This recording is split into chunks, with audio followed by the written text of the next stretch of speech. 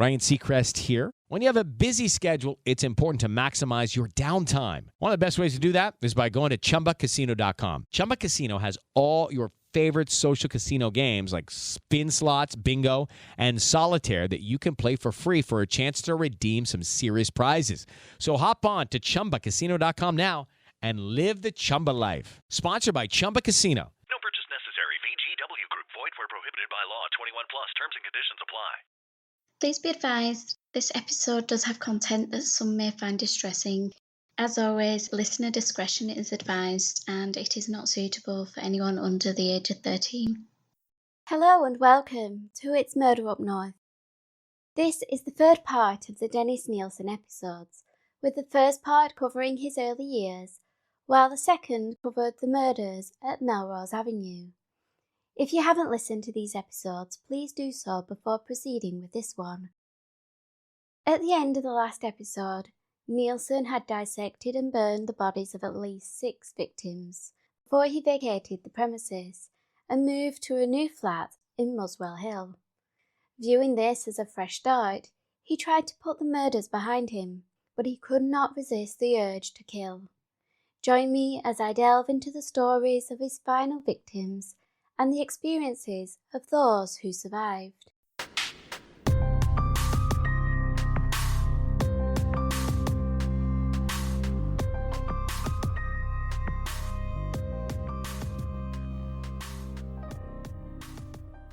Muswell Hill in the late 70s and 80s was an affluent and leafy suburb of North London, retaining some of its Edwardian charm, an era when the area was transformed from green fields and woodlands to houses, shops and roads. With Highgate Woods located to its eastern end, Cranley Gardens is a large thoroughfare linking the B550 to the east to Park Road in the west, with the street itself populated by semi-detached and detached properties, with many having a whitewashed rendering and black symmetrical beams. Yet one house on this posh, well-kept street stood out from its neighbours.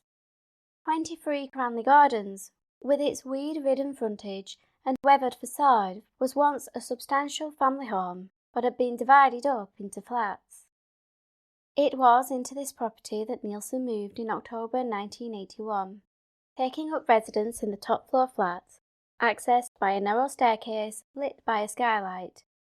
The flat itself was relatively spacious in comparison to Melrose Avenue, but Nilsen would discover that it had some disadvantages, which included no garden access and no storage beneath the floor.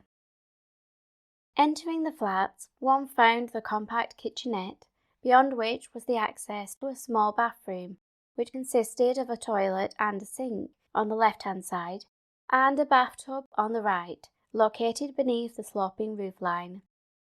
Going further into the abode was a living room, which had a window overlooking the street, and a separate bedroom with views over the rear of the property.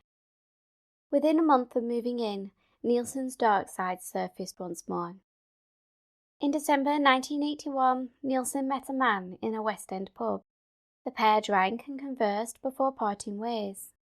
Had this been their only meeting, John Howlett's fate may have been different, but his decision to approach Nilsen in the Salisbury pub in March 1982 would prove fatal. 23-year-old Howlett was born in High Wycombe, Buckinghamshire, where he, like some of Nilsen's prior victims, encountered difficulties in his teens. Having struggled to reach milestones and being challenged academically, he was placed in homes for children with challenging behaviour. From the age of 13, his behaviour spiralled. Having become a habitual liar, John drifted away from his family, entering a world of crime and drug abuse, resorting to stealing to fund his habit, which ultimately led to him serving time in prison. By his 20s, John was one of hundreds of men who were known to police for operating as rent boys in the West End of London, a situation Robert Maudsley had found himself in roughly a decade earlier.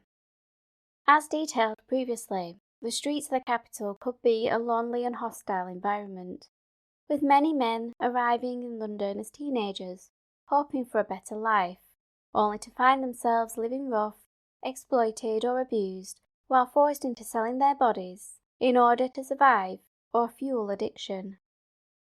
It will never be known why John approached Nilsen in the pub in March 1982. Perhaps he recalled the friendly face he had encountered 3 months earlier and hoped the seemingly kind Scotsman would provide him with money or lodgings for the night. As with all his victims, the only account we have comes from Nilsen, who, in his police interviews, remembered the 23-year-old simply as John the Guardsman, alleging the man had claimed he had once been in the Grenadier Guards, and wore a hat reminiscent of the ones worn as part of the uniform. During their second encounter, John told Nilsen he had travelled from High Wycombe to London for the day, and while the two continued to converse, the 23-year-old seemed to become frustrated with the speed of the service in the pub, at which point Nilsen invited his acquaintance back to his flat at Cranley Gardens. They travelled by tube from Charing Cross to Highgate, briefly stopping at an off-licence to purchase some alcohol. They then undertook the 17-minute walk north to Cranley Gardens, where, according to Nilsen, they passed the hours eating a meal, drinking and watching a film. At around midnight, John complained of having a headache and asked if he could lie down for a while. Accepting Nilsen's offer of the bed, John removed some of his clothing and drifted off to sleep.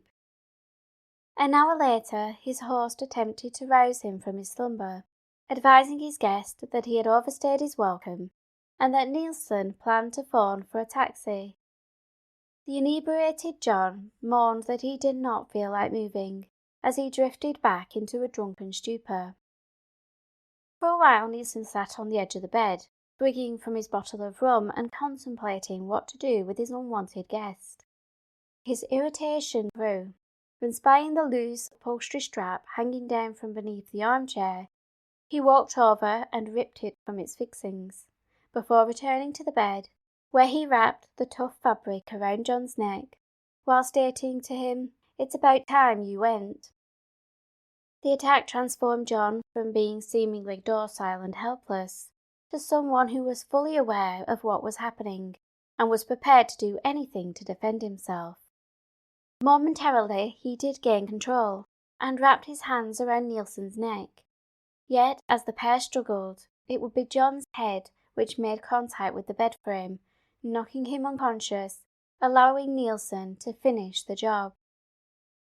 Holding the strap tightly about his victim's neck for a couple of minutes, he released his grip. Trembling with adrenaline, it took Nilsen a moment to calm down, only to realise that John was more formidable than he had thought.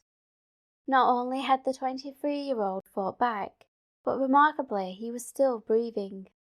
This prompted Nilsen to tighten the ligature once more, holding it in place for almost 5 minutes, until his victim's breath had ceased.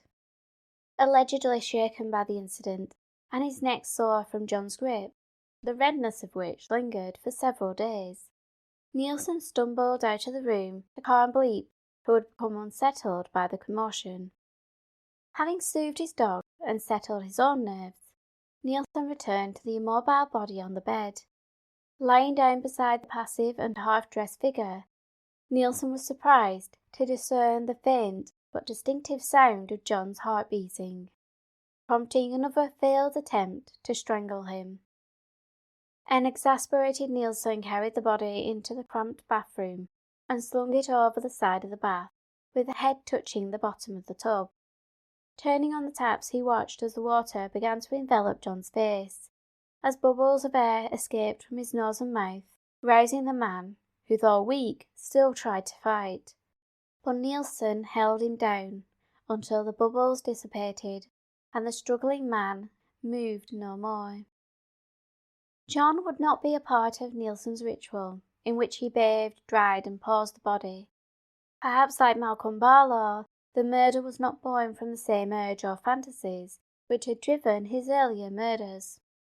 Both Malcolm and John had posed a problem to Nilsen, the former due to an alleged medical episode, and the latter's refusal to leave the flat. With no interest in John's deceased body, Nilsen pondered his next issue, how to dispose of him. with no garden or storage under the floor, and wary that carrying a large bundle out of the flat may attract suspicion. He resorted to dissecting the body, boiling the bones in a cooking pot on the stove to remove the flesh, and discarding the results down the toilet, while larger body parts were placed in black bags and put in the bin like normal household rubbish. His cold, matter-of-fact manner of describing this process reflected his attitude, with him viewing this part of his murders as purely practical. 6 months later, Archibald Graham Allen, who went by his middle name, would be ensnared by Nilsen.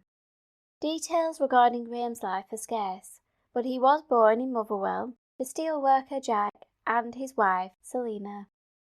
In 1961, at the age of 16, Graham relocated to London, where he settled down in Fulham with his girlfriend Leslie, and the pair welcomed a son, whom they named Shane. As an adult, Graham's son Shane would speak to the press and journal regarding his father, revealing that for roughly the first year of his life, Graham disappeared, with him only reconnecting with his family when it was reported in a newspaper that he had been brought before the court for stealing a clock from a doctor's office. In the article, it detailed where Graham had been living, allowing Leslie to reach out to the father of her child and reconnect. After Graham was identified as one of Nilsen's victims, his father, Jack, spoke to the Daily Record regarding his last meeting with his son, stating, "The last time we saw Graham was when he came for a month's visit with Leslie last August. They planned to marry. They went back to London in September and I never heard any more. But I understand that he and Leslie fell out, and Graham walked out." Leslie clarified what happened between her and Graham in the Netflix documentary Memories of a Murder, The Nilsen Tapes. She recalled that her relationship with him was not always easy, often fraught with money troubles and drug use. But there were also moments she cherished, including the last record he purchased for her prior to his disappearance. She also remembered the last time she saw him, confirming Jack's claims that Leslie and Graham had an altercation which had started when Graham decided he was going out. Already suspicious that he had taken drugs earlier that day, Leslie believed he intended to acquire more, despite his promises that was not the case. The altercation led to an ultimatum, with Leslie advising Graham that if he did obtain more drugs while he was out, he shouldn't return home. Therefore, when he failed to reappear, Leslie believed he had taken her threats seriously. Like many of the victims' loved ones, Leslie watched in horror as details of Nilsen's crimes came to light, with news footage of the extensive searches of both Cranley Gardens and Melrose Avenue being carried out. Not for an instant did she think it was possible that Graham had been one of Nilsen's victims, especially given the news reports which labelled those he had killed as being homosexual, a detail about Graham she knew was not true. It does beg the question how many other individuals, like Leslie, with missing relatives, were also led to disregard the possibility that their loved one may have been one of the victims, due to the press coverage, which was degrading and stigmatised the deceased. Even when the police arrived on her doorstep with a photo of Graham, and inquiring how he may have known Nilsen, Leslie still could not reconcile what she had read in the papers with what she knew about Graham. It was only when she was informed that his jawbone had been found and identified through dental records that the true horror of the situation began to sink in, with shame recalling hearing his mother scream from outside in the street. Graham's parents, Jack and Selina, were also delivered the terrible news by an officer who had travelled from London, with the grieving father telling the press, quote, "This is a terrible time for us. My wife Clapstaff police officer told us they believed they had found Graham's remains." Leslie would state in the Netflix documentary that the police did not go into detail regarding what had happened to Graham, and she had been furnished with this information by journalists who began arriving at her home soon after Graham was named. The reporters alleged that Graham had been denied access to a taxi due to being intoxicated, and while wandering the streets of the West End, he encountered Nilsen, who offered to take him back to his flat. Inside the flat at Cranley Gardens, Graham had been strangled and allegedly left in an armchair for 2 days, with Nilsen enacting his sick fantasies upon the body. Nilsen's version of what happened to Graham Allen started with them meeting in the West End at the end of September 1982, and they both travelled to Cranley Gardens, with Graham being lured there with the offer of food. Nilsen claimed that he made his guest an omelette, and that while eating the 27-year-old had fallen unconscious, with his killer being vague regarding what occurred next, believing that, quote, "I think I strangled him." He would, however, elaborate slightly on this, first suggesting that Graham may have initially choked on the omelette, but then adding, "I don't know, but anyway, in going forwards, I intended to kill him." After the murder, Graham's body was placed in the bathtub and subsequently dissected, with Nilsen's employment records showing that he had taken the 9th of October off work, leading to speculation that the disposal of the body occurred on this day. Once again, the murder went undetected, and Nilsen continued to live his life as normal for the next 3 months. But an encounter with another Scotsman would lead to his downfall. Stephen Sinclair was the last to die at Nilsen's hands, and the first to be identified. It has been suggested that the press and detectives initially built up the victim profiles based on Stephen, leading to all the deceased being labelled as homeless or homosexual. Even today, those labels are still applied, reducing the lives of those who died to being just victims who are often bundled together in the telling of Nilsen's story, rather than people who deserve to be remembered. The lead up to Stephen's death followed the established routine, with the 20-year-old's youthful strawberry blonde, blue-eyed appearance conforming to Nilsen's type. Born Stephen Guild, his surname would be changed to that of Neil and Betty Sinclair, who were overjoyed when they officially became his adoptive parents when he was just 7 months old. Welcoming him into their Bale-Beggy home in Perthshire, Scotland, the little boy with red locks of hair would change from being a delightful child to a challenging one who refused to accept discipline and began to truant from school. As his defiance worsened, he became known to the authorities, appearing in court due to criminal activities. He was sent to a residential home for young offenders and Borstal. This failed to curb his offending, leading to him serving time in prison for theft and burglary. One of Stephen's 5 sisters, Valerie Nelson, advised the Daily Express in 1983 of her childhood with Stephen, stating, "I remember him as a difficult child.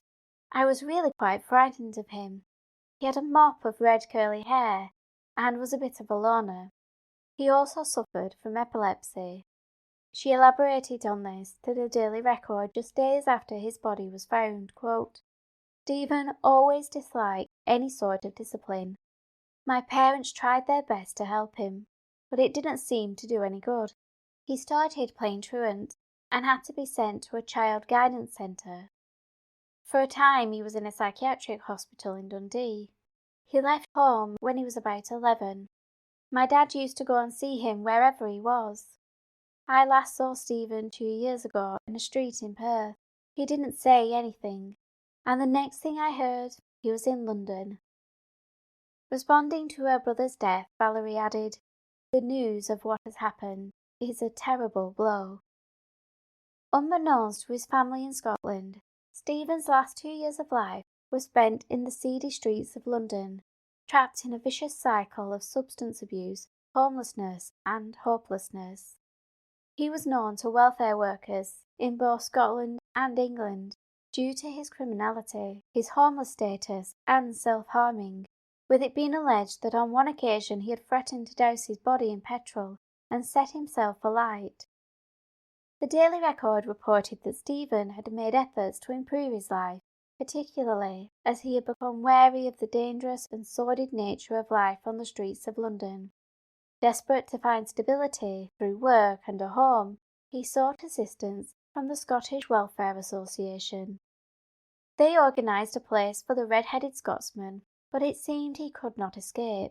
Unable to regain control of his life, he spent most of his time living in squat hostels or on the streets, where he was simply known as Stephen, for it was normal for those in the transient community not to share too many details about themselves.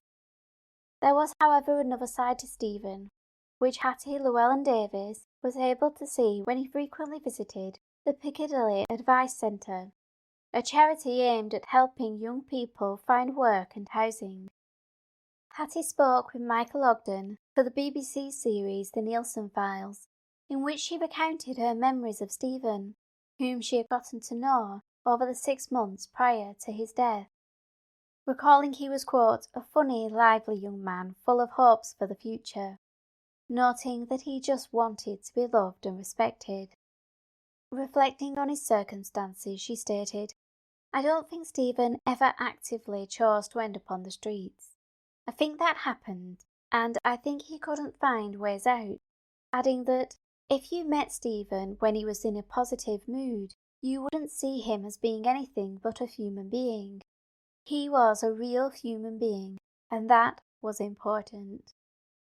Like Graham before him, Stephen came from Scotland, which would feed into Nilsen's claim that his victims were embodiments of himself, although it could be argued that he just simply used the fact he was also Scottish as a means to strike up a conversation, and maybe speaking to a fellow countryman so far away from home made the men feel more at ease.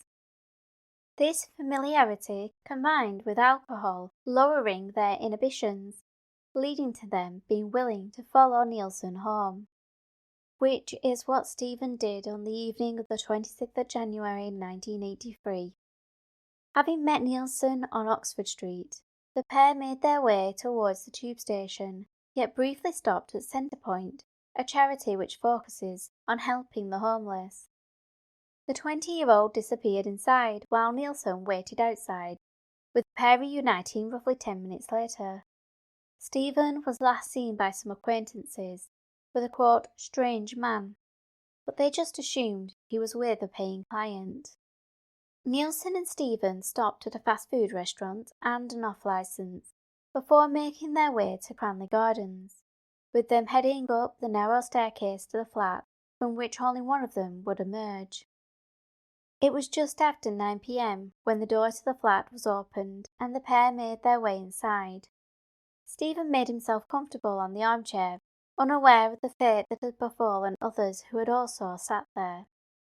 After enjoying some drinks with his host, Stephen headed to the bathroom, where Nilsen believed the 20-year-old was taking drugs, with the youth returning to the armchair and falling asleep shortly afterwards.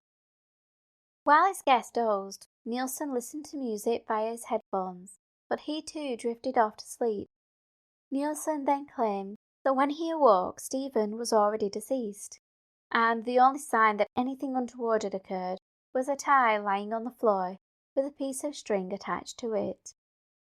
He would later claim that he had not meant to harm the 20-year-old, but admitted that as he looked upon the youth sleeping in the armchair, he hoped, quote, he could stay at peace like that forever.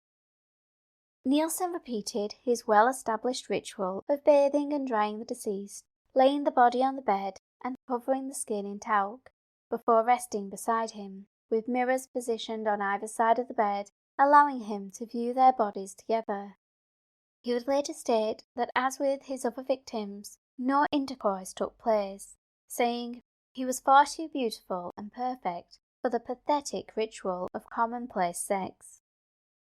However, in his autobiography, Nilsen would take a colder tone, admitting, I killed him and I used him. Following the murder, Nilsen continued with the facade he had shown the outside world, heading to work on Thursday morning and returning at night to Stephen seated in the armchair as though he had been waiting for him to come home. On Friday, Nilsen headed to several pubs, but found he needed to catch a taxi home as all the trains had been halted due to the police dealing with David Martin, a man whom Nilsen would soon become acquainted with after his own arrest. When Nilsen was arrested, he would state to the officers on the car ride to the police station that he had claimed the lives of 16 men, a number he would later revise, with him stating in his autobiography that it was actually 12, and he had invented the other 4. He would also state in History of a Drowning Boy that far more men left his flat alive, with him alleging that, quote, they would become unsuitable as a prop if he got to know the individual. Until those who survived their encounters with Nilsen were tracked down, detectives only had his word for what happened behind the doors of Melrose Avenue and Cranley Gardens. But the survivors' accounts not only corroborated Nilsen's statements, but also gave a glimpse into the final moments of those who died at his hands. Over the years, more individuals have come forward to tell their stories, yet prior to his trial, they were either not traced in time or were reluctant to speak due to the stigma that had been created surrounding the case. While some would have fleeting encounters with Nilsen and were able to go on with their lives, only to realize later how close they were to danger, others were not so fortunate, with them experiencing things within Nilsen's flat which would change their lives forever. One of those who had a fleeting encounter with Nilsen was 20-year-old Bob Cowan. A serving soldier in 1978, he had returned to Britain from Germany in order to buy a car. His trip involved catching a train from King's Cross Station, where he was approached by Nilsen, an interaction he recounted to the Scottish Sun on Sunday. This guy sidled up to me on the station concourse. He was tall, slim, and wore glasses. He told me his name was Des. I must have stood out like a sore thumb. I was short, looked young, had blonde hair and blue eyes, and was clutching my army suitcase. Bob would have been Nilsen's type, and it was likely the presence of the army-issued suitcase which gave him a means to strike up a conversation, with him advising Bob that he used to be in the army as a chef before inviting the 20-year-old for a drink. The pair headed to a pub located within the station, and they played cards, which in hindsight Bob believed were both ploys to draw him in, especially because he felt as though Nilsen was letting him win the game and kept buying him drinks. After a while, Bob recalled, quote, he suggested that we go back to his flat to keep drinking and playing. I got the feeling he wasn't all he seemed, but I just thought he was some sad, lonely man. Despite Nilsen's attempts to lower Bob's inhibitions, the 20-year-old had a gut feeling that something wasn't right and declined. But Nilsen didn't give up easily, with Bob remembering, he kept trying to convince me to come back to his. I just thought, no way. I had a girlfriend and a train to catch. I made my excuses and left. Bob caught the train as planned that day and returned to where he was stationed in Germany, where 5 years later he read in the newspaper about the murderous Scottish Army chef, and it was those last 3 words which brought back the memory of his encounter at King's Cross Station. Bob went on to live his life unscathed by his encounter, having 4 children and retiring with the rank of Major from the Army after 37 years of service. Admittedly, Bob's experience was fleeting and occurred prior to any of the murders taking place, although he did get a taste of how Nilsen tried to ensnare his target, and the means in which he would try to persuade them to come back to his flat. 24-year-old Nick Barrett evaded Nilsen's clutches in March 1979, unaware that the man he met at Waterloo Station had already claimed the life of his first victim, 14-year-old Stephen Holmes, at the end of December 1978. Nick recalled the circumstances which led to him being in Nilsen's company to the Scottish Sun in September 2020, detailing how he had driven from Dorset to Derby to watch Derby County Football Club play against Everton. Having driven the 198 miles to the football ground, he was looking forward to seeing his team win. Yet everyone in the stadium lost that night, as a power cut knocked out the floodlights and the lighting in the surrounding areas, causing the game to be called off. The lack of lighting caused an issue for Nick, who, unable to locate his vehicle in the dark and packed car park, was forced to find an alternate route home via train. Yet when he arrived at Waterloo Station, he missed his connection, and with just 36p in his pocket, he was stranded in London. Nick admitted, "I was in a bit of a pickle, and he sort of came out of nowhere." He was a smartly dressed, well-spoken man, with Nick adding, "I just thought he was being kind." Presenting as the kindly Scotsman, Nilsen offered to buy Nick a meal, and the pair headed off to eat, with the 24-year-old admitting that he, quote, "didn't suspect a thing." As they sat in a cafe, Nick would note a change in Nilsen, going from a man who spoke in a soft Scottish accent, who kept staring at me and didn't say much, to a man who was intimidating and persuasive. Nick would recount the rest of their encounter with him stating, "He seemed a bit agitated. He kept getting a cigarette out to light, then putting it back, hesitating. As soon as I went to go, he got quite stroppy about it, bordering aggressive. He told me, 'I bought you dinner. I expect you to come back. It's not going to cost you anything.' He told me he had all the booze, whiskey and the like that I could want, but I thanked him, shook his hand and started walking back to Waterloo." Just like Bob Cowan, Nick did not realise the significance of this interaction, with him only making the connection while watching a Channel 4 documentary on Nilsen. Yet unlike Nick, some men would accept the invitation back to Nilsen's flat, only to live to regret it. Amongst them was Andrew Ho, whose experience I covered in the previous episode. He survived his encounter with Nilsen in October 1979. However, William Sutherland would not be so fortunate in August 1980. In that same month, Steve Webster was taken back to Nilsen's flat after the Scotsman had discovered him drunk in the street, laying the inebriated man on the bed, where he subsequently passed out, and Nilsen took advantage of his passive body. Having sexually assaulted the man, who was too drunk to consent or know what was occurring, Nilsen then lay down in the bed beside Stephen and fell asleep. Following morning, still nursing a hangover, the man stumbled out of the flat on Melrose Avenue. Whether he was aware of the assault upon him, I couldn't say. Even if he had reported it, one has to wonder whether his claims would have been taken seriously, given how Douglas Stewart was treated following his encounter with Nilsen. A creature of habit, Nilsen tended to frequent the same haunts and followed a similar routine, one which Douglas Stewart would testify to in court in 1983, by which time he was a married man in Thurso, Scotland. Yet, as he stood in the witness box, he was forced to relive his night with Nilsen. The pair met in the Golden Lion pub, a favourite choice for the Scotsman, who alleged that he had seen 26-year-old bartender Douglas as just another hookup, and they headed back to Melrose Avenue for drinks. As the evening wore on, Douglas stated it was time for him to go home, but Nilsen invited him to stay the night, with his guest reluctantly agreeing, opting to sleep in the armchair rather than share a bed with his host.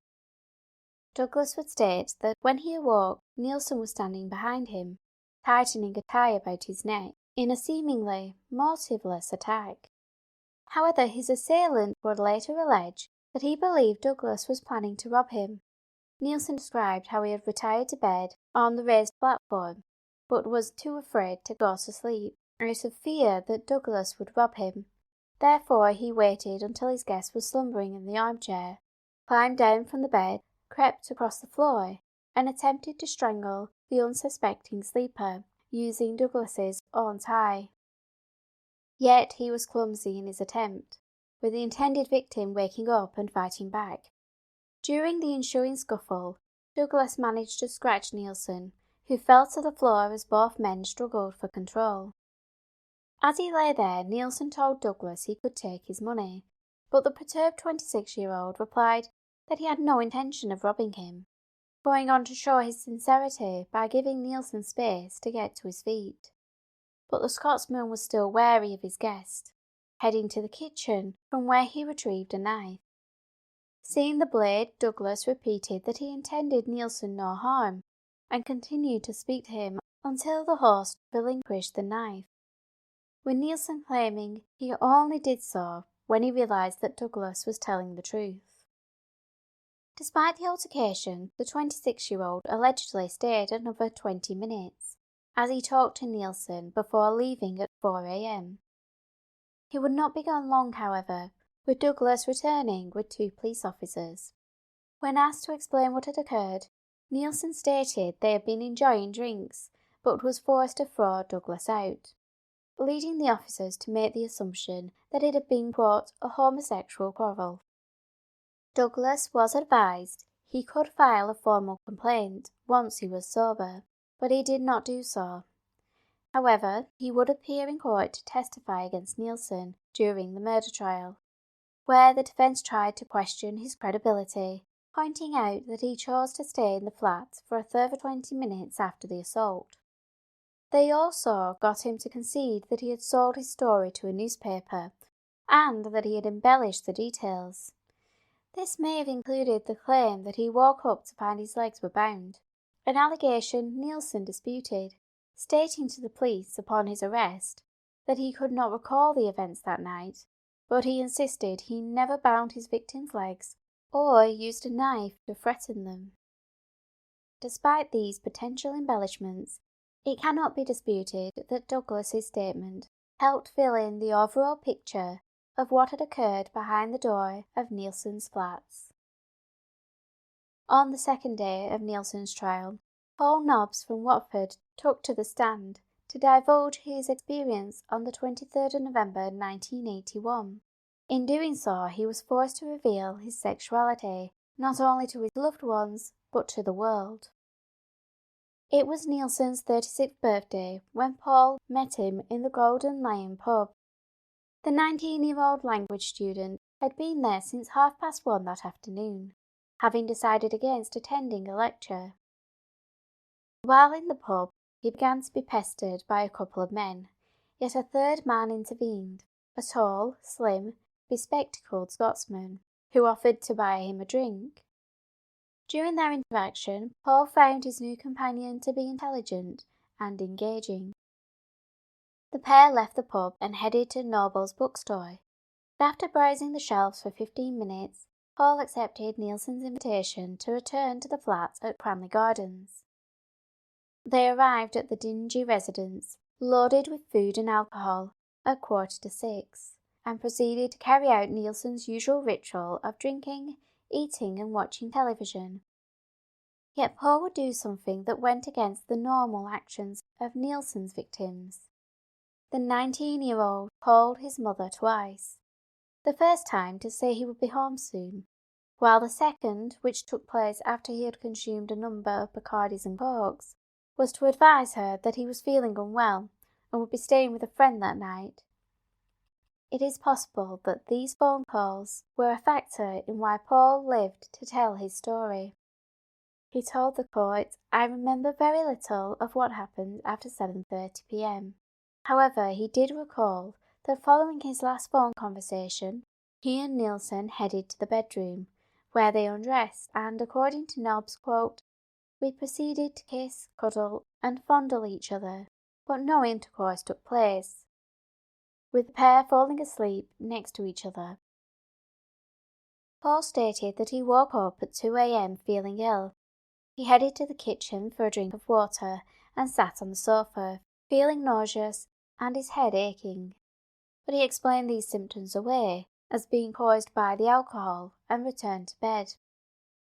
When Paul left Nilsen's flat in the morning, his host stated that he looked awful, as he handed his guest a note with his name and address on it before bidding Paul goodbye. Feeling exposed, Paul stood in the witness box and described his appearance that morning, quote, "I had no whites of the eyes. They were completely red," adding, "My skin had a burning sensation across the cheeks and jawbone. I felt sick and had a slightly sore throat." But it was as he sat on the tube train and caught sight of his reflection in the window that he, quote, "realised I had marks on me. I had a red line across my neck," adding that the chain he was wearing was still around my neck but the cross had been broken and half was missing. Later that day, Paul sought medical attention, accompanied by his tutor, with the student recalling, "I was in severe shock. He had to help me walk along." When he was examined by a doctor, Paul was advised that he was presenting, quote, "classical signs of strangulation," prompting him to be seen by a neurologist. It took weeks for Paul to recover from the attack, with him struggling to reconcile what had happened to him. In court, he was asked why he hadn't reported the assault to the police, with Paul replying, "At the time, I didn't want anything said about it. I presumed that I had been mugged. I didn't know why. I had no recollection of the night before. The fact that I am a homosexual would probably have brought some doubts to the minds of the police. They may have thought it was just a lover's tiff." It was only when images of Nilsen and the house at Cranley Gardens were circulated in February 1983 that he decided to contact the police. One question that probably haunts Paul is, had he gone to the police and, contrary to his fears, his accusations were taken seriously, would Nilsen have been stopped? Or would his incident have been treated as a lover's tiff, which, as proven by Douglas Stewart, was a real possibility? While Paul Nobbs struggled to recall what happened to him that November night, Carl's daughter would remember every detail of his assault, with the trauma devastating his life. Carl, who, according to his siblings Julie and Paul, was comfortable with being a gay man, aspired to be a drag artist, with the normally shy 21-year-old being a confident and flamboyant performer. Carl's journey to London was prompted by his need to flee an abusive relationship in Blackpool, but leaving behind his old life only led to him experiencing the harsh reality of the capital. Suffering with depression, he found lodgings at a hostel, where he was residing when he encountered Nilsen in May 1982. Blue-eyed, blonde-haired Carl, who, in my opinion, bore a resemblance to Nilsen's ex-boyfriend, David Galashan, was in the Black Cat pub in Camden when he entered into a conversation with 36-year-old Nilsen. As they drank, Carl felt at ease with his new companion and opened up about the abuse he had suffered while with his ex-boyfriend. Nilsen seemed sympathetic and dismissive of such behaviour. During the documentary, Surviving Dennis Nilsen, Carl reflected on his first impressions of the man at the bar, stating that he seemed intelligent, caring, seemed like a nice guy. Feeling at ease with Nilsen, Carl accepted his invitation back to Cranley Gardens, with him being assured that there was no expectation of sexual interaction. Carl told the documentary, Dennis Nilsen, Born to Kill, "He took me back to his place. He was a nice guy. He didn't have murder tattooed across his face or anything like that. He was nice." Arriving at the dishevelled property, Carl followed his host up the creaky and narrow staircase to the top floor, noting that there was a distinctive smell, which he supposed was due to the age and condition of the building. But when he noticed Nilsen had a dog, he considered whether it was a pet smell, but admitted the stench didn't concern him at the time.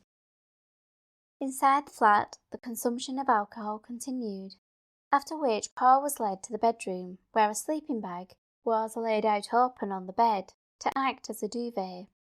Nilsen warned the 21-year-old that the stitching that connected the zip to the sleeping bag had come undone, leaving the teeth of the zip exposed.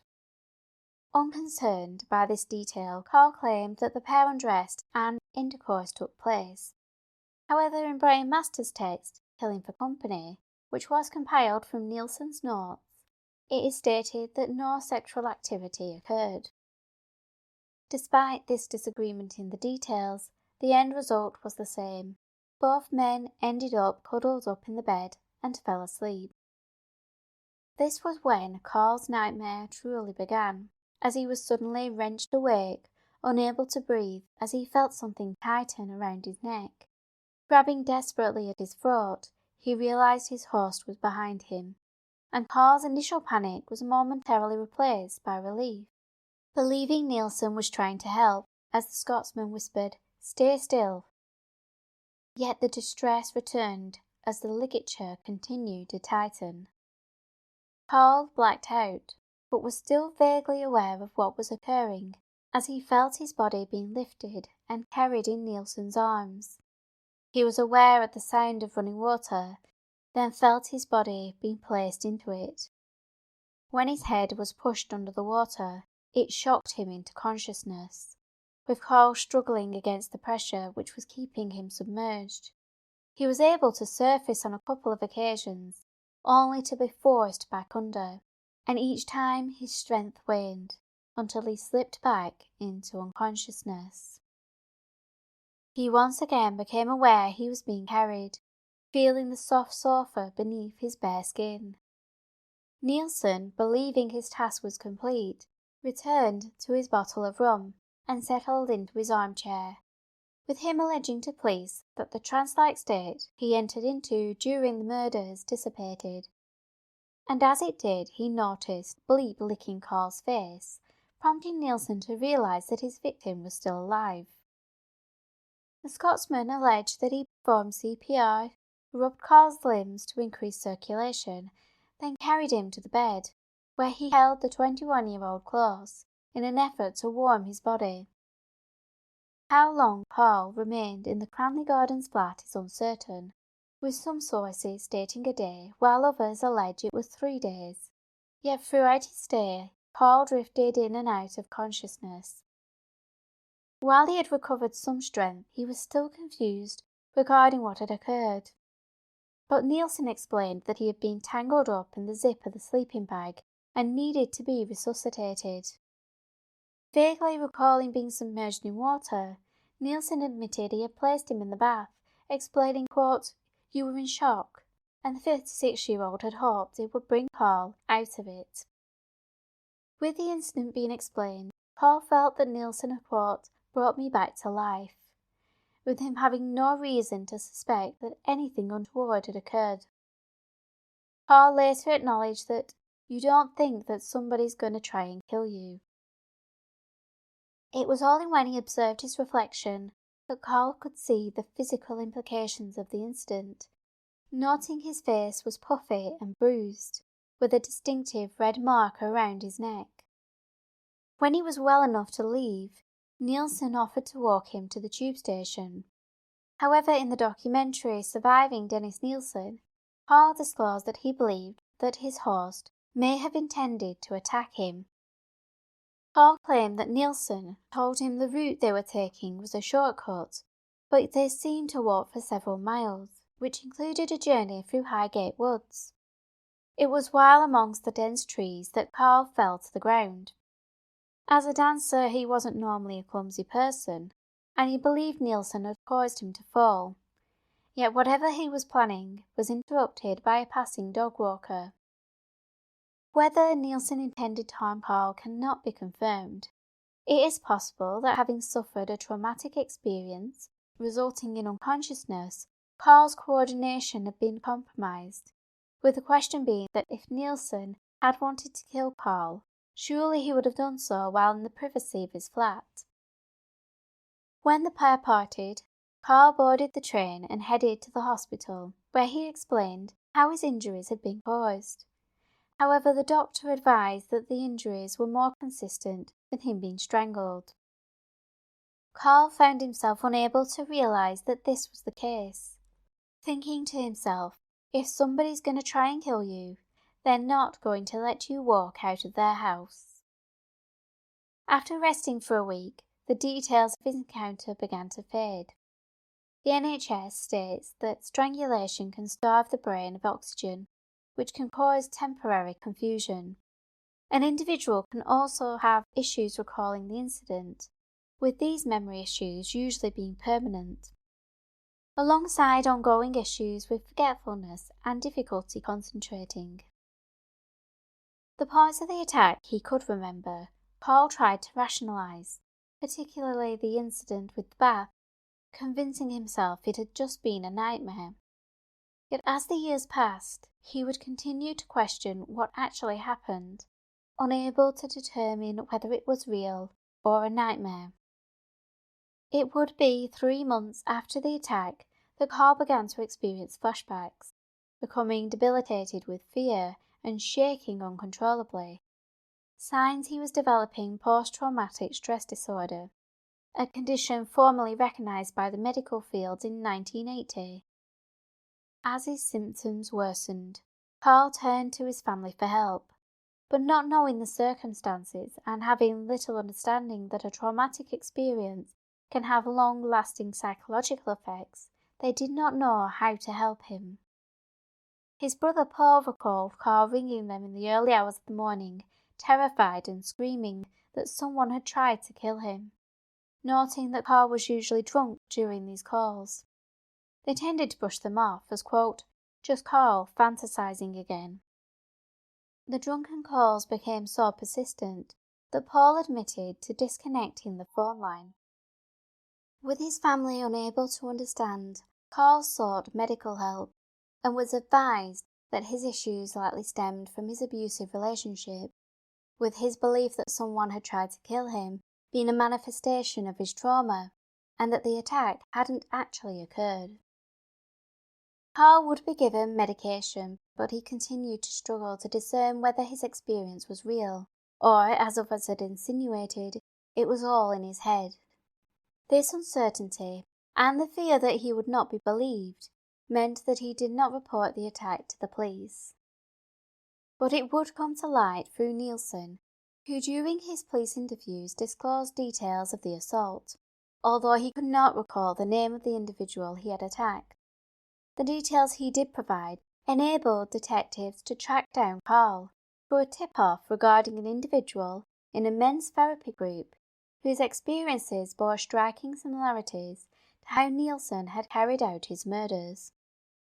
Detective Sergeant Chris Healy recalled the tip-off, stating, "We got a phone call from a nurse whose husband was a PC, saying there's a guy who keeps saying he was strangled and held under water and was so close to death.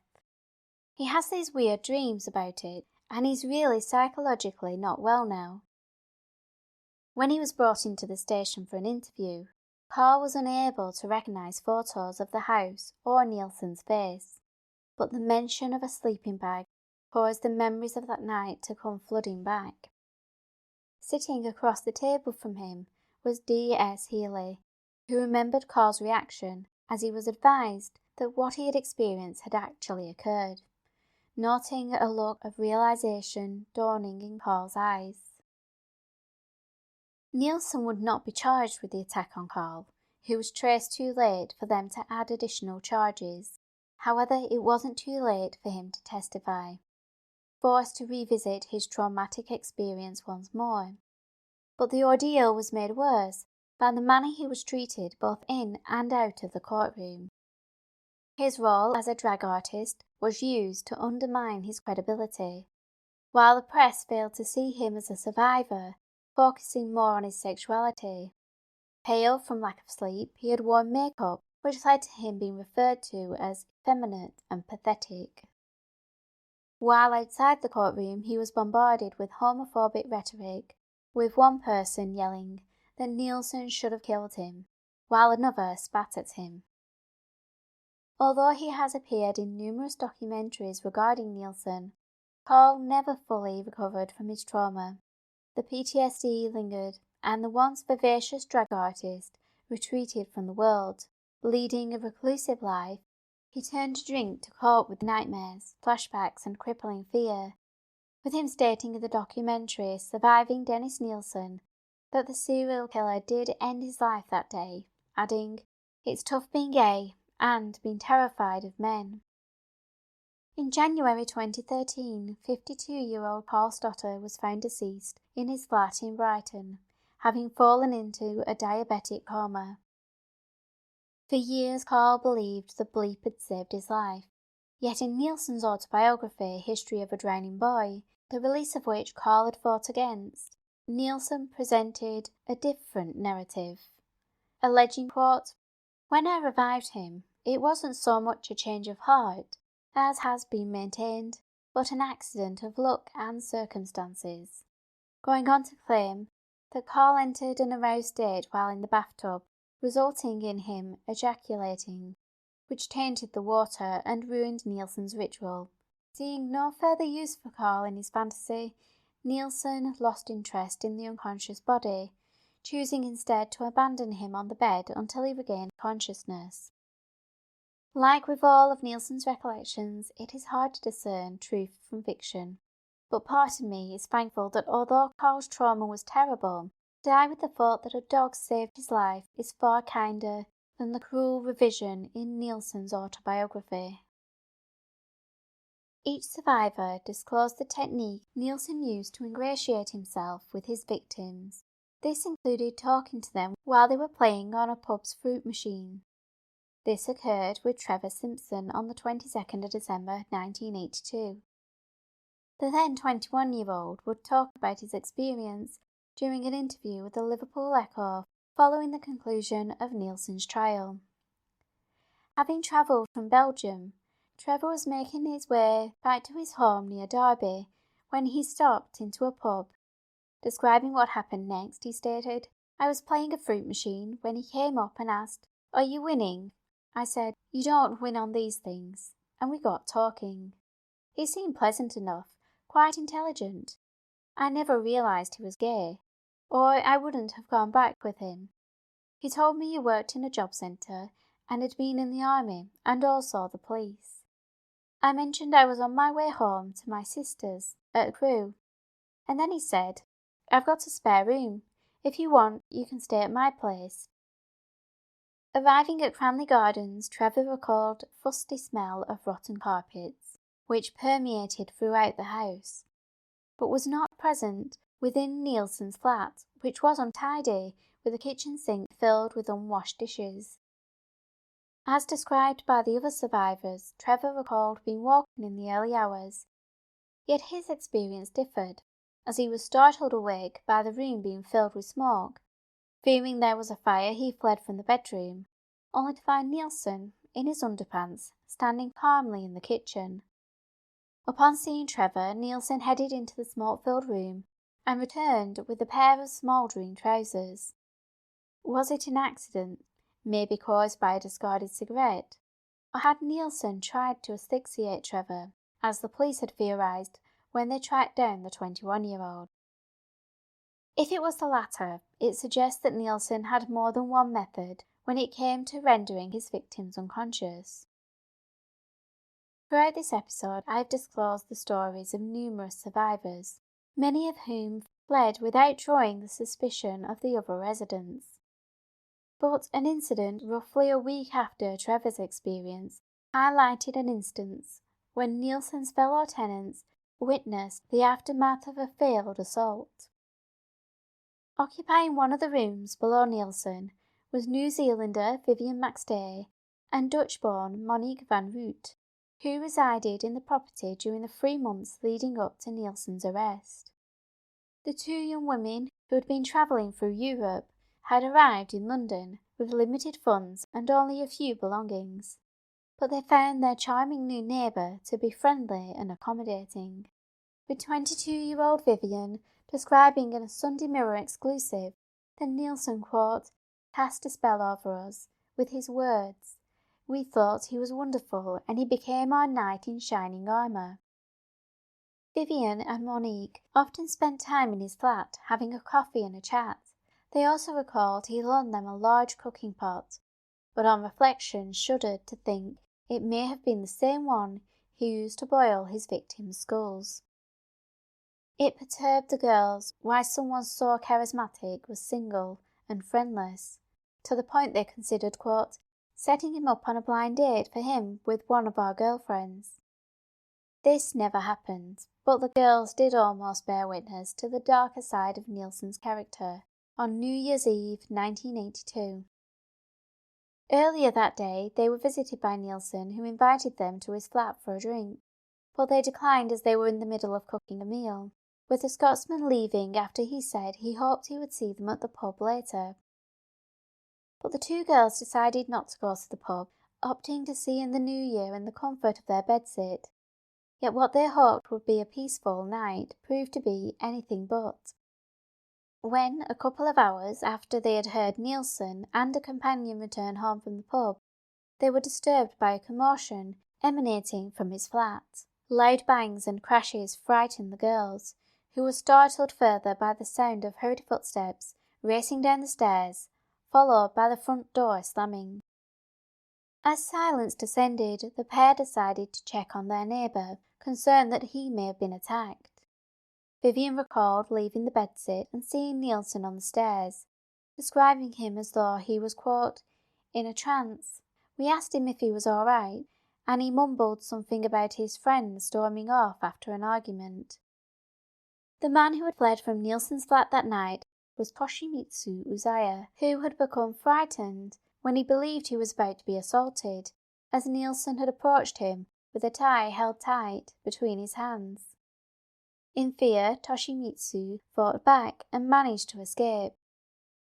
Not only had the girls heard the struggle and could have been potential witnesses, but Toshimitsu reported the incident to the police, yet no action was taken, presenting another missed opportunity.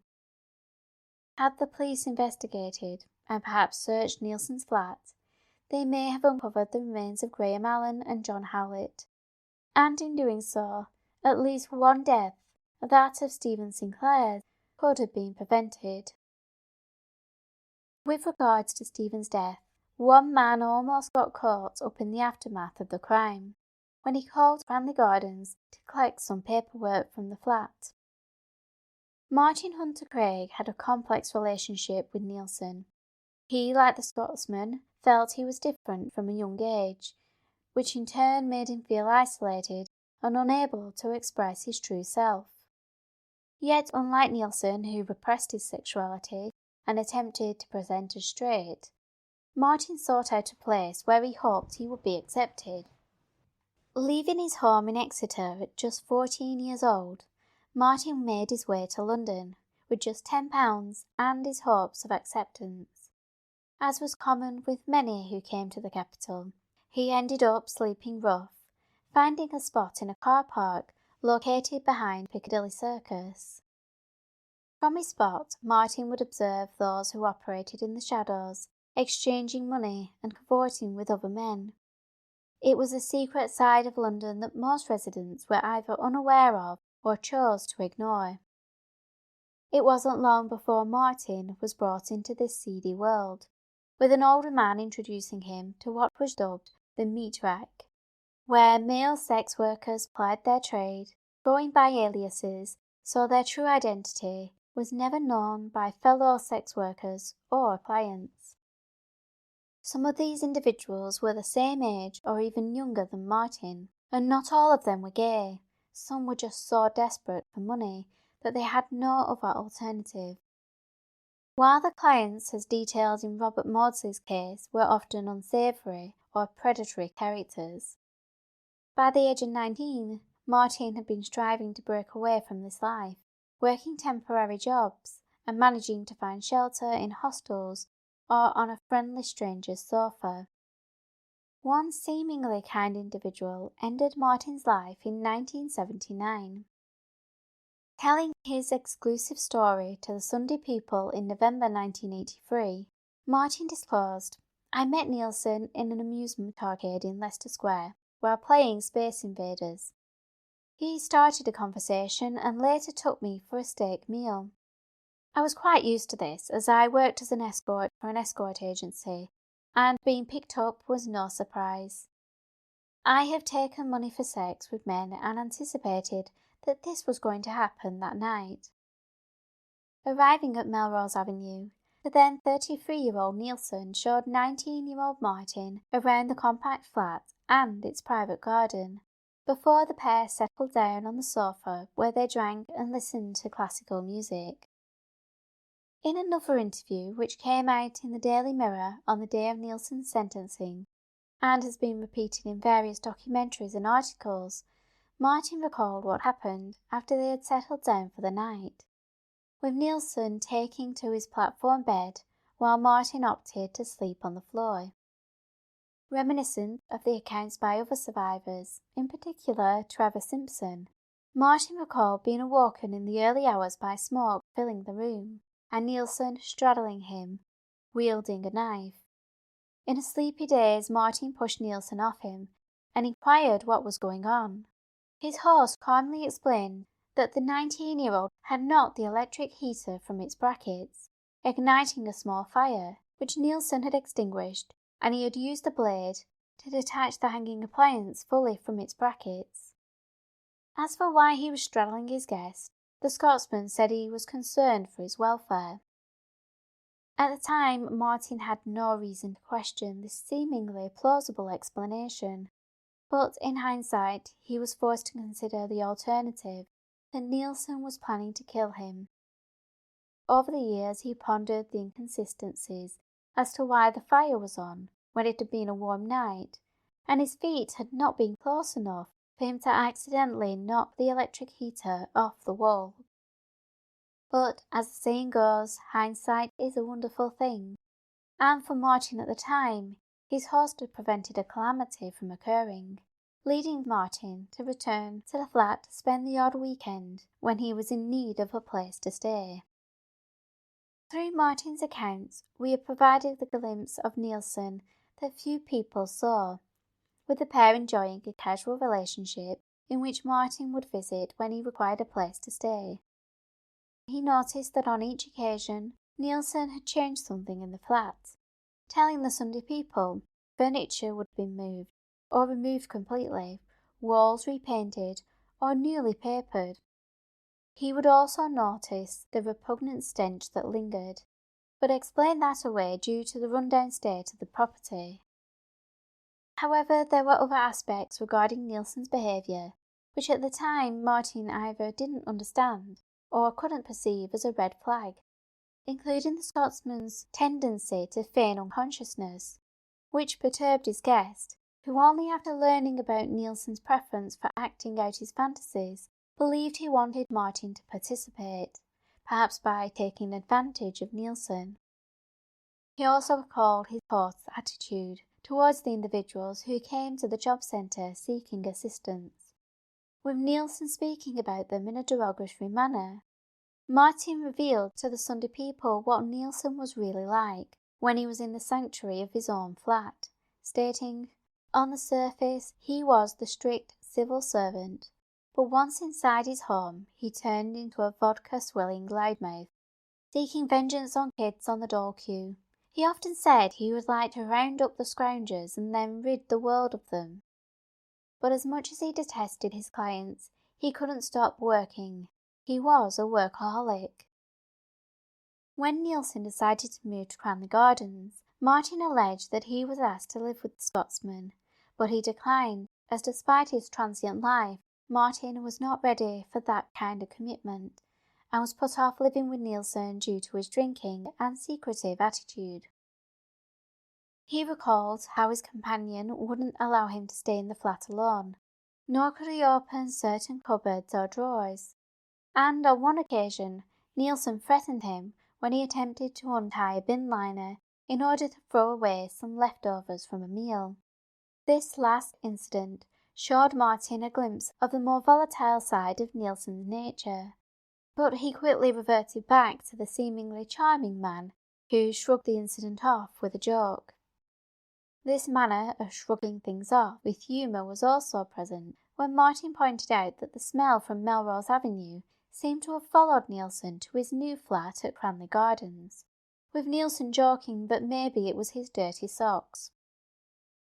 Martin would detail other disturbing aspects to Nilsen's persona, claiming that he had a fondness for dominant people like Stalin, Hitler and Churchill, and sometimes wanted to role-play as these individuals, while on another occasion Martin claimed that Nilsen had wanted to bathe him in a tub full of blood. Again, Martin explained away these red flags, as to him Nilsen had also been generous and kind, with him finding the Scotsman to be intelligent and they enjoyed engaging conversations. Yet sometimes during these discussions, Martin felt he may have divulged too much about himself, particularly when he had disclosed that he had inherited some money. Other conversations regarding how often he was in contact with his family would occur, leaving Martin to reflect that perhaps Nilsen was planning to make him disappear and acquire the money for himself. Nilsen had a way of enticing information from people without them suspecting he had an ulterior motive. Martin would visit his friend one last time at Cranley Gardens. Heading to the residence at the end of January to collect some paperwork, Martin knocked on the door, but he got no response. He could hear movement within the flat, and so he hammered again on the door, followed by him calling out his friend's name. When Nilsen finally answered the door, he was evasive, only opening it enough to pop his head in the gap, with Martin describing his strange behaviour, stating he was dishevelled, his trousers were undone, his shirt hanging out and hair all over the place. He was gasping for breath, and I thought he was ill. It wasn't a hangover, something more sinister was wrong. He wasn't Des at all. Expanding on this encounter during his interview with the Daily Mirror on the 5th of November 1983, Martin described Nilsen as being in, quote, the strangest mood I've ever seen him in. He was completely flustered. I couldn't understand what was happening. And the dog ran down the stairs. He said, hold the door but don't go in. And I thought, charming. I thought I've known you all this time, and you won't let me in your flat. I said, he doesn't trust me, obviously. It was only later that Martin learned that had he entered the flat that day, he would have been confronted with the body of Stephen Sinclair. And just days after this encounter, his friend was arrested and would confess to 16 murders. Martin was contacted by the police when his identity card was recovered from Nilsen's flat. However, he refused to testify in court, fearful that they would rip him apart on the stand, with his life scrutinised and judged both in and out of the courtroom. He did, however, attend to observe the proceedings. Martin already felt vilified by some of the newspapers and the public, who insinuated that as Nilsen's lover, he must have either known about the murders or was a participant in them. As for his friendship with Nilsen, Martin saw him one last time, just after sentencing, in the cells beneath the Old Bailey. But the 37-year-old seemed indifferent to his circumstances, preferring to talk about other things, with him showing no remorse for his actions. Despite his attempts to maintain contact with Nilsen, feeling he couldn't abandon his friend even after what he had done, Martin never heard from Nilsen again, and was probably deeply hurt by History of a Draining Boy, in which he contradicts Martin's claims that they had a casual relationship, with the serial killer alleging that they had only met 4 times, with the last occasion being at the Old Bailey, going on to voice his annoyance that Martin had sold his story to the Sunday People, who published an exclusive 2-page spread headlined Hitler Fantasy of the Beast of Cranley Gardens, My Life with Mass Murderer Dennis Nilsen. Nilsen complained in the book that many people came out of the woodwork following his sentencing with outlandish claims, and that over the years newspapers blurred the lines between fact and fiction in order to create sensational headlines. Yet one could argue that his crimes had been sensational enough without the embellishments, even down to the infamous moment of his arrest. Join me next time as I delve into what led to Nilsen's arrest and its aftermath. So in the meantime, keep an eye on those shadows.